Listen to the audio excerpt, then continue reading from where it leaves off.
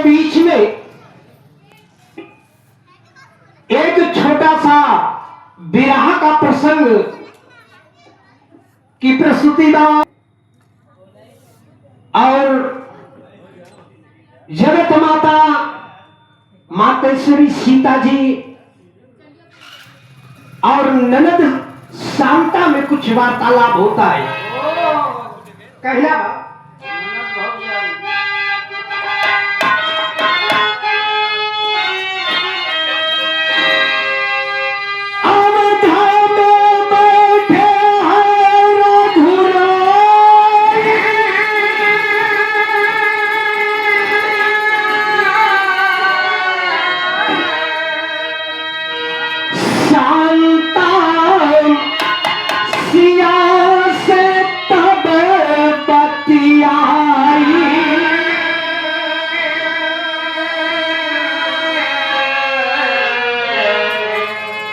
भाभी आज हमें बतला दो ये बात,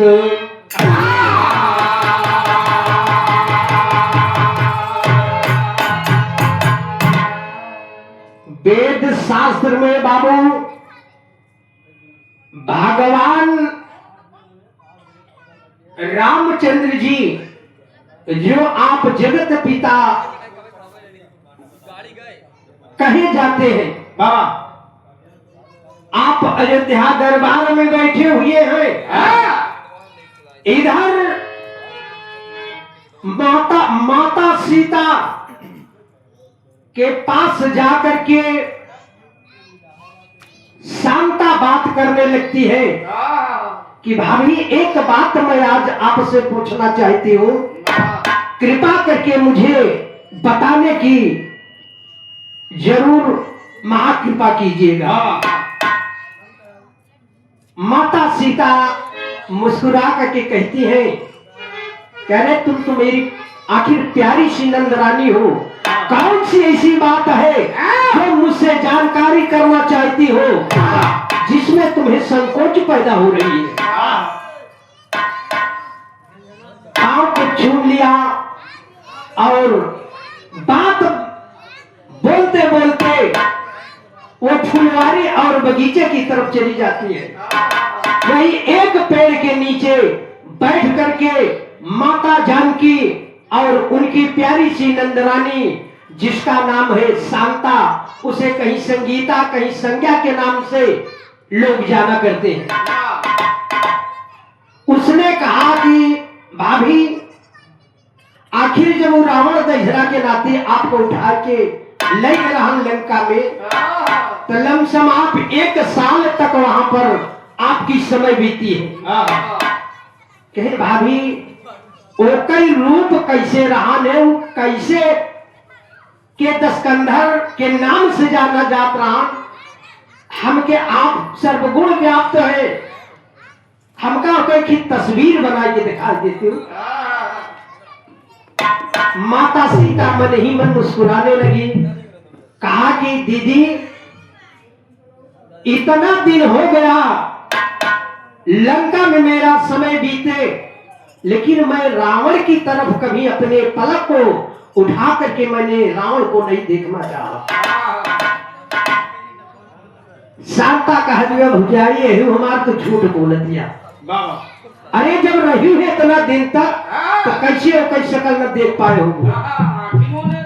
वहीं पर एक छोटा सा बरगद का पत्ता पीपल का पत्ता लेकर के एक अंगूठे का निशान बना करके माता जगदम्बा एक चित्र को खींचने लगी। बाबू कहना बा यहीं पर एक तर्जमा मास्टर साहब, जमाने की दीवार सदा टूटती।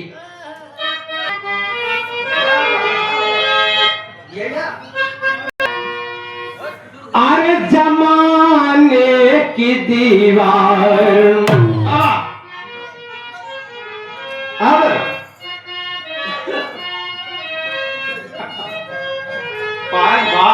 अरे जमाने की दीवार भाई सदा टूटती है, अरे मोहब्बत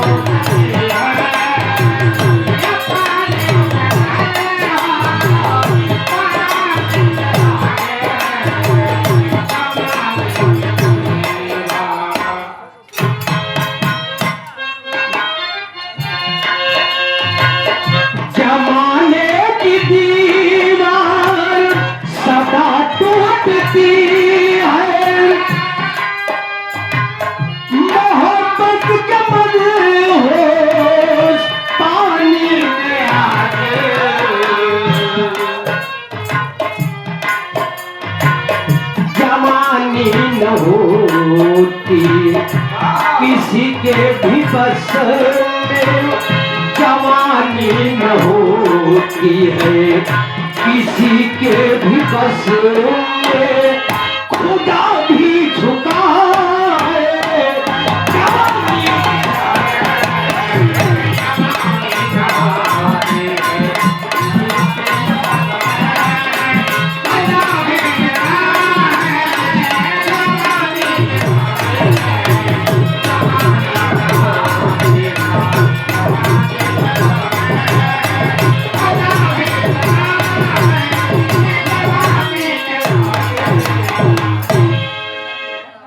भाले बांधले कोई दरिया का पानी, मगर यह जवानी तो बांधी न जाए। आए मेरा दिल दीवाना सनम तेरे ऊपर, मेरा दिल दीवाना सनम तेरे ऊपर, नहीं जोर चलता दीवानी।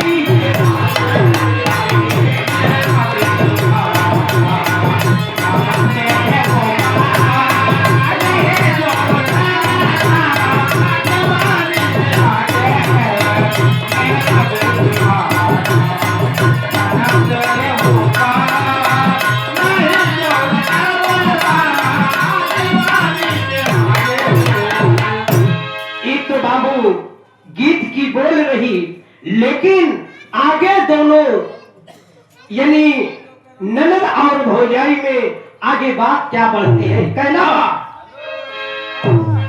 अरे बोली ननद हंस सुनीता सिया से, बोली ननद हंस सुनीता सिया से, अरे रहा कैसा लंके बता दीजिए भाभी।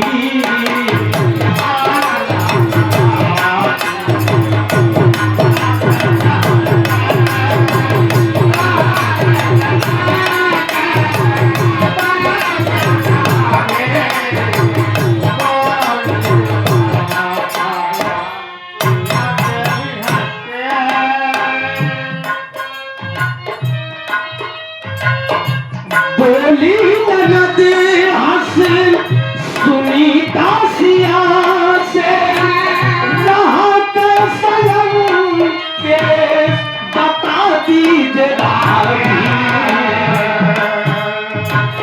बिताई हो लंका में बरसों समय को, बिताई हो लंका में बरसों समय को, बना एक मूरत को दिखा दीजिए।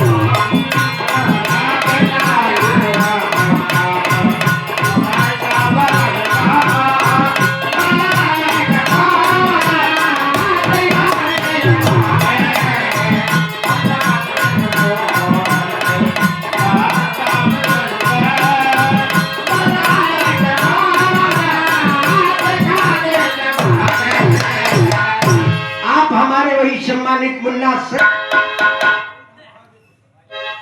कहा बिताई हो लंका में बरसों समय को, बना एक मूरत को दिखा दीजिए भाभी।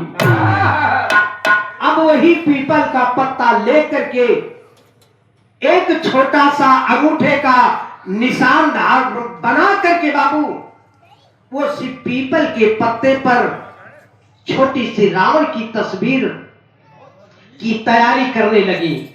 इतने में होता क्या है, जब देख लिया तो पीपल के पत्ते को सुनीता हाथ से ले लिया और मुस्कुराते हंसते हुए वो राज दरबार की तरफ सीता माँ को वहीं पर छोड़ करके भागती हुई आती है। भगवान दरबार में बैठे हुए कहना बप्पट में मासे सारे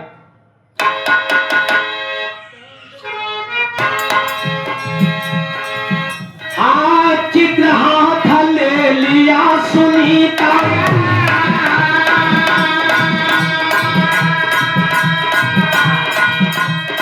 चली है अब भगवान का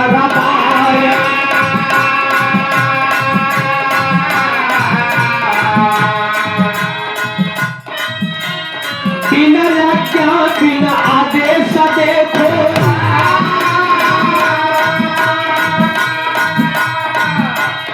पहुंच गई है अवध मदार।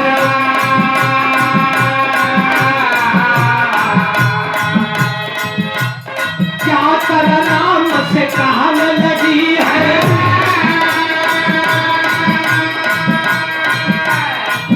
अर्जी सुनीला भैया हमारा।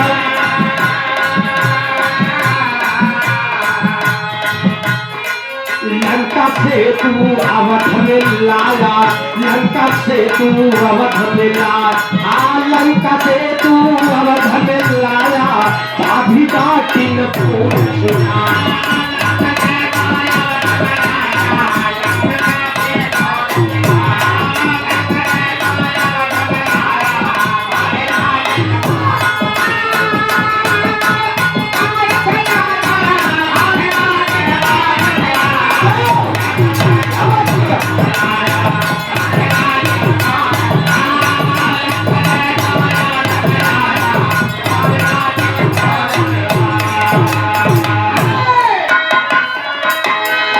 एकदम यही बात है कि तुम अगर साथ देने का अब वादा करो, यूं ही मैं मस्त में तुम्हें लुटाता रहूं।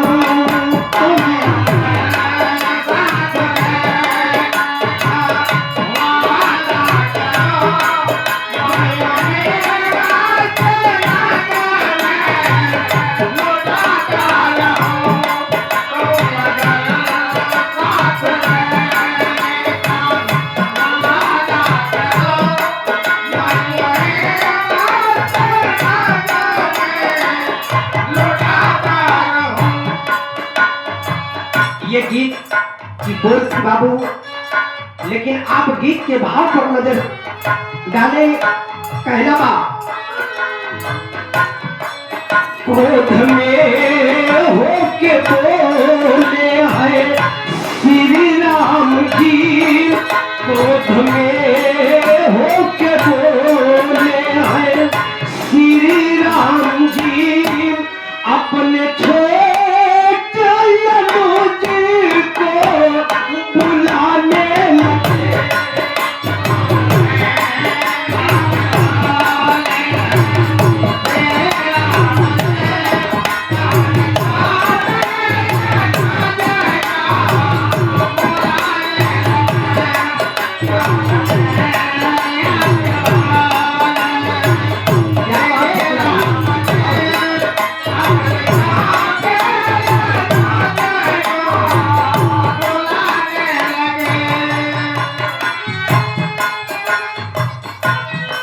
रथ को अपने सजाना अनुज इस घड़ी जाके जंगल में सीता को घुमा लाइए।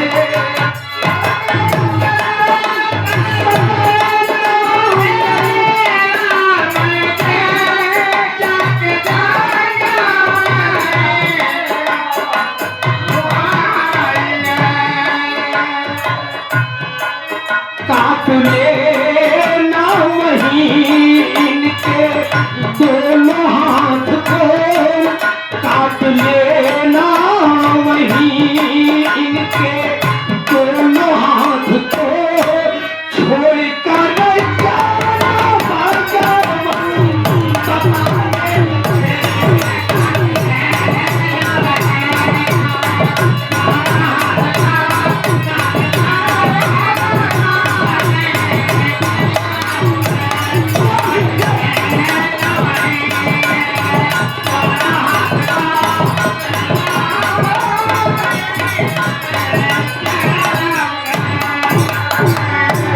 सीता की नींद लगे या थकावट लगे, जहां पर रुके वहीं पर मौका पा करके सीता के दोनों हाथ को काट करके मेरे पास लाना और सीता को उसी घनघोर जंगल में छोड़ करके अपने रथ को लेकर चले आना।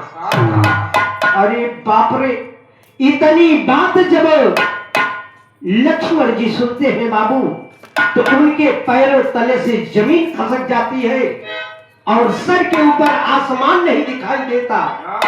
एक तरफ माता सीता के चरणों का पुजारी लक्ष्मण और दूसरी तरफ अपने भ्राता भगवान राम के आज्ञाकारी लक्ष्मण को कुछ समझ में नहीं आ रहा है। कहना मामा कहता है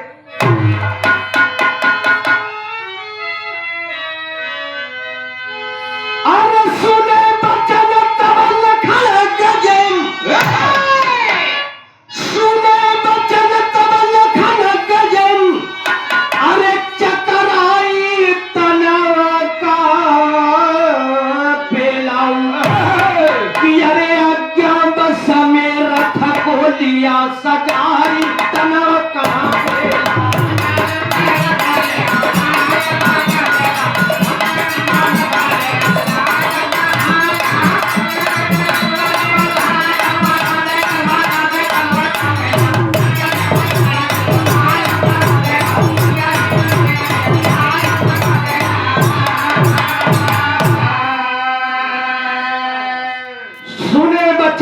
लखन गए चकराई तनवा कांपेला, आज्ञा बस में रथ को लिया सजाई तनवा कांपेला।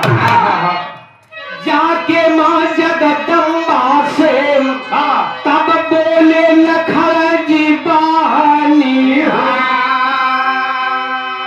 सैर करावई बदे प्रभु जी माया दिए जुबानी हो।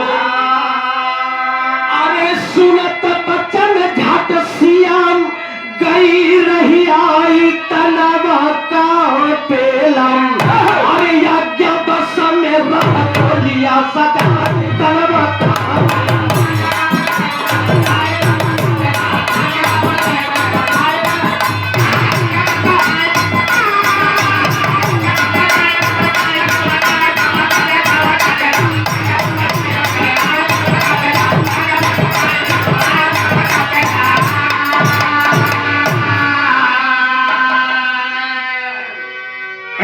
सजा लिए बाबू और लक्ष्मण जी माता सीता को रथ पर बिठा करके चले जा रहे हैं। एक घनघोर जंगल में पहुंच जाते हैं। पूर्वा पवन इतना तेज से चल रहा है, रथ भी चला जा रहा है, लेकिन लक्ष्मण को कुछ समझ में नहीं आ रहा है। सोचते सोचते उनके आंखों से आंसुओं की छड़ी लाग गई बाबू। अब लक्ष्मण जी ही सोच रहे हैं कि विधाता एक तरफ भैया का मैं आज्ञाकारी हूँ और दूसरी तरफ अपने माता के चरणों का मैं पुजारी हूँ। आज मैं क्या करूं? आज मेरी इम्तिहान की घड़ी आ चुकी है। यही सोचते रथ को हाँकते चले जा रहे हैं। आज जब सीता जी मुड़ कर देखती है तो लक्ष्मण के नैनों से झरझर झरझर आंसू की धार चल रही है बाबू। इतने में होता है क्या है,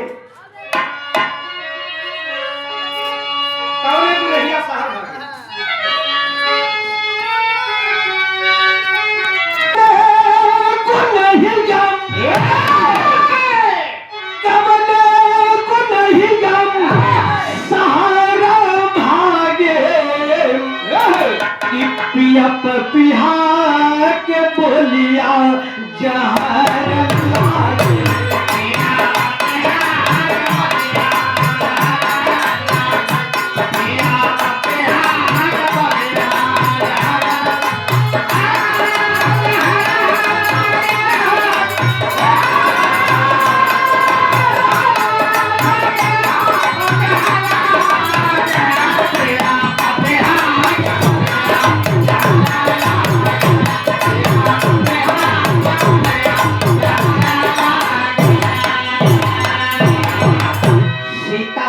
बाबू आवाज देती हैं कि लक्ष्मण, ए लक्ष्मण, धार से आंसू पोंछ करके कहे हाँ भाभी बताइए, माता बताइए आखिर क्या बात है। कहा कि लक्ष्मण मैं तुमसे एक बात पूछना चाहती हूँ। अरे तुम्हारे जैसे वीर पुरुष के नैनों से आज मेरे सामने मेरे सम्मुख आंसुओं की धार चल रही है। लक्ष्मण मेरे रहते हुए तुम्हें कौन सा दुख है मुन्ना?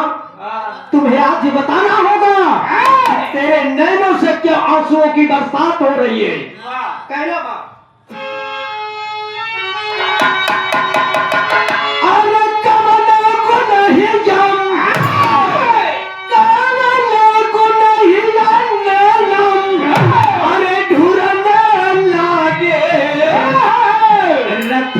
माई सीता बतिया पूछा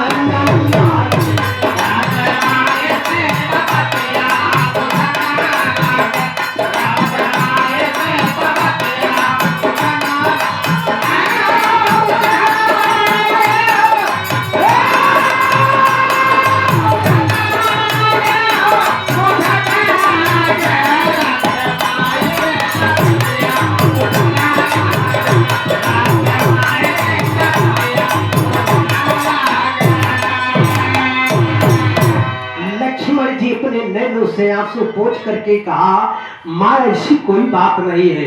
कहा कि ना मुन्ना तुम्हें तो बताना होगा। इतने में लक्ष्मण जी तमाम बहाना कर रहे हैं। कहा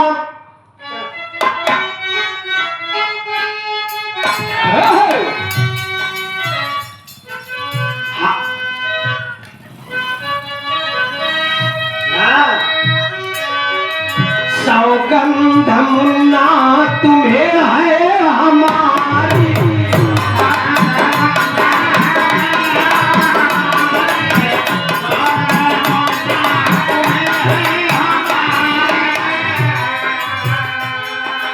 नैनों से अश्रु आज भइल काहे प्यारी।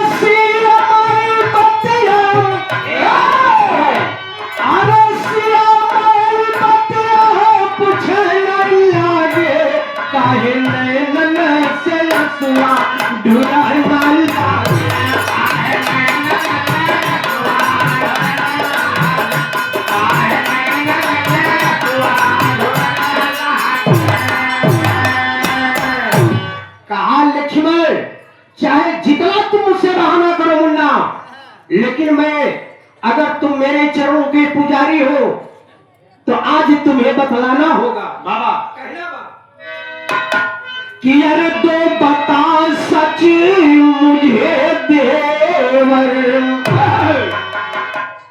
दो बता सच मुझे देवर, क्यों वही असुधारा है।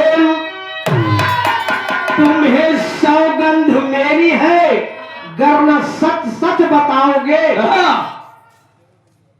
कहा लक्ष्मण तुम्हें सौगंध मेरी है गरना सच सच बताओगे।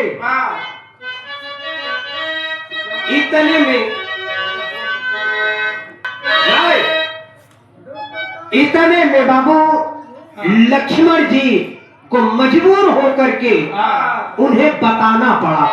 और बताते हैं क्या?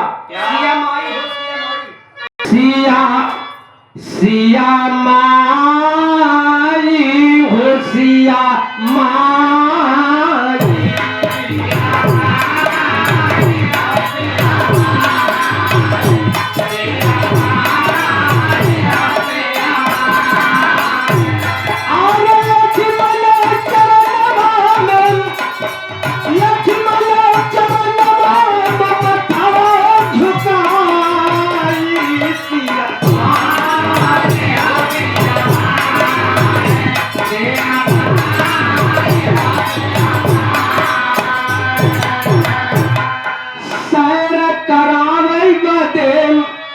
आज्ञा दिहले जुबानी। अरे कैसे अरे कैसे बचन पूरी करी माता रानी।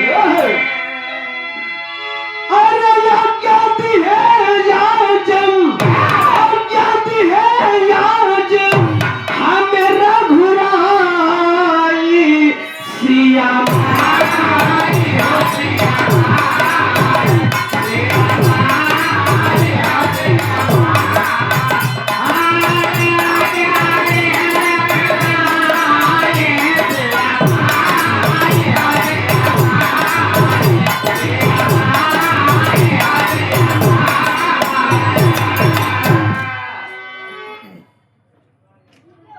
सीता जी बड़े असमंजस में है कि आखिर लक्ष्मण तुम साफ साफ क्यों नहीं बता रहे। इतने में कहा कि माता भगवान आज हमें कहा कि ले जा करके सीता को जंगल की सैर करा करके और इनको मौका पा करके इनका दोनों हाथ काट लेना और सीता को जंगल में छोड़ के चला। इतनी बात जब माता जानकी सुनती है बाबू तो उन्हें कुछ समझ में नहीं आता कि आखिर इतनी बड़ी सजा मुझे किस गुनाह दी जा रही है। वही लक्ष्मण कहना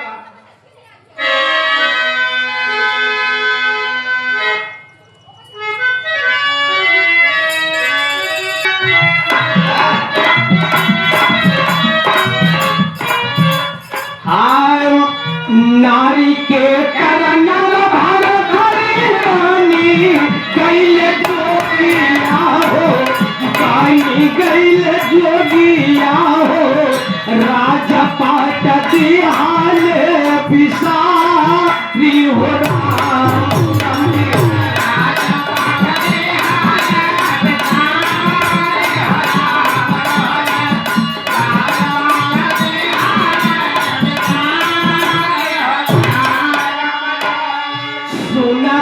बचाना सिया गिरा लिंधारा पिया हो, गिरा लिंधारा पिया हो, गैली मूर्छा तनावा में छाई हो।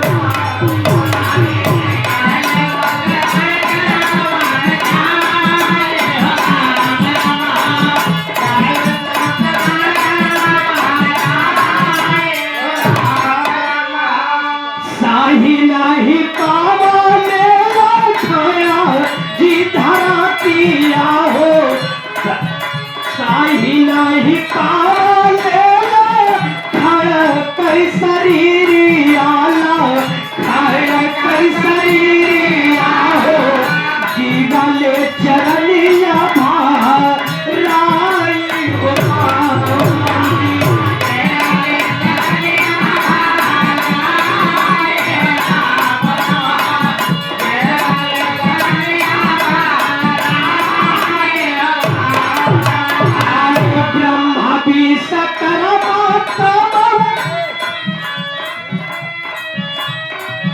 ब्रह्मा भी सकरमा के चकीत बैल मनावा चकीत बैल मनावा हो, गैल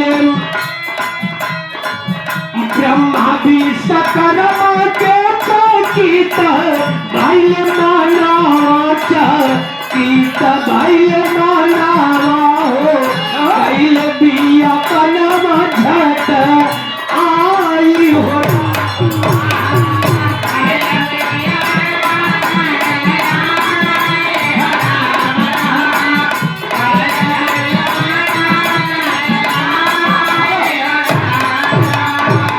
इधर मूर्छित माता जानकी, इधर मूर्छित माता जानकी और चिंता में लक्ष्मण भी, उनका माथा बाबू माता के पैरों पर। एक धड़ माता जानकी चिंतित हो कर बदहोश होकर के गिर पड़ती है और माता की सोच में लक्ष्मण भी वहीं पर गिर पड़ते हैं, एकदम बीचों बियाबान के बीच बाबू। इतने में ना ब्रह्मा से दर्द सहा गया और ना ही विश्वकर्मा भगवान से दर्द सहा गया। आए और देख करके आपस में विचार करने लगे कि बिना सोचे बिना समझे भगवान श्री रामचंद्र जी इतना बड़ा संकल्प कैसे ले लिए और बिना गुनाह माता जानकी को जंगल में भेज करके आदेश दे दिए कि इनके दोनों हाथ को काट करके और जंगल में छोड़ करके चले आना।